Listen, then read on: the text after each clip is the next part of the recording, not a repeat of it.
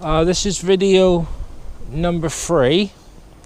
We're at another services in Exeter concerning support for mental health. First off, the problem, there is a bit of a pattern forming in Exeter, and I'm sure it's around the country, where you have the big main one for those services, which is the biggest in Devon. It's Devon Partnership Trust. It's been in operation for many years. It's the biggest in Devon. It's headquarters. They have lots of resources there, lots of staff. They used to have lots of ability to help people. But I am finding now, more so now as it would be post-pandemic, when the pandemic was going on, obviously a lot of services access was denied, and to be honest, they've not really got back on board. It's almost like they've chose to change their policies of seeing people and appointments. That's for another video entirely. But today, it's the 23rd of January, video number 3. We're now at a place called Margaret Counselling. This isn't NHS run, by the way.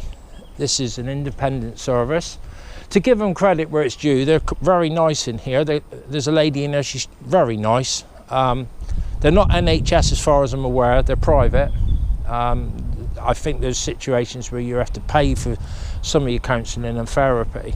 I've also been sent here and suggested in reviews for mental health services when I've been under CMHT that, oh, you can go to Margaret Jackson Centre for counselling and therapy with your mental health. That's not the case. I wish these services, I find these services are just pushing you to volunteering services in the community what aren't backed by the NHS. So obviously they have limited funding and resources. That's not their fault. As I say, here they're quite helpful. She openly admitted to me the utter frustration of the amount of people who get sent from their GP or site liaison when you get an admission into A&E for your mental health in crisis, or sometimes through mental health CMHT at Watford.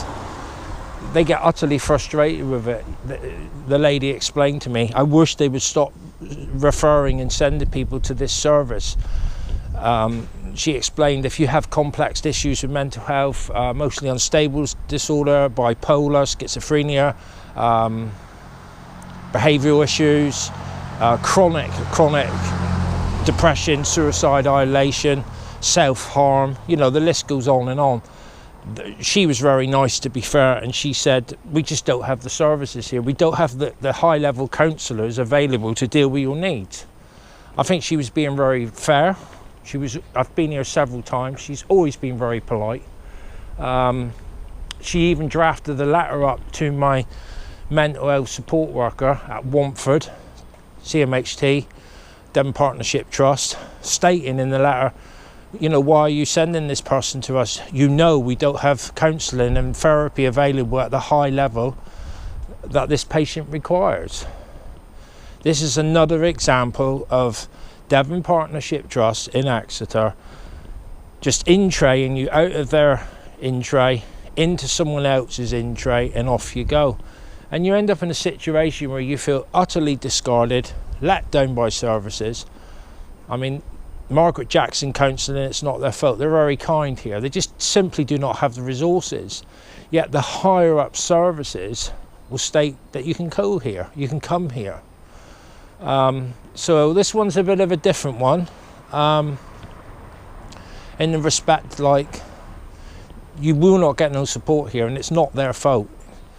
If you want to point the finger at somebody, it's Devon Partnership Trust, because they will say you can come here.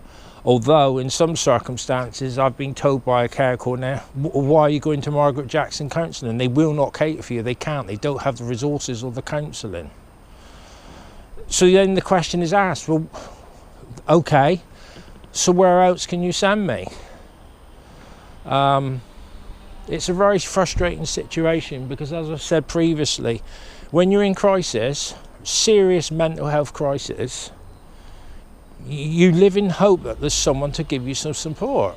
So when it's not there, or it doesn't materialise, or often the case, you just simply can't access a said service because you don't fall into their, you know, what's available to you from that service. You know, it's damaging. You go away feeling totally let down, and it just erodes your mental health further. And then you're in that situation where you're back to CMHT, community mental health services, asking for help, and they just want to signpost you somewhere outside of their service, often charity run with limited funds. Same with the GPs. My GP will say, oh, you need to try these services. Yes, but I've already been. They've told me that my level of mental health is to a high level for them to deal with. They don't have the counsellors. They know this. You know, so I think in Exeter at the moment, you end up with a situation with a lot of people in crisis or with complex mental health issues, literally just going round in circles, desperate for some support and help. Outside of Devon Partnership, Wantford House, there's not a huge amount in Exeter.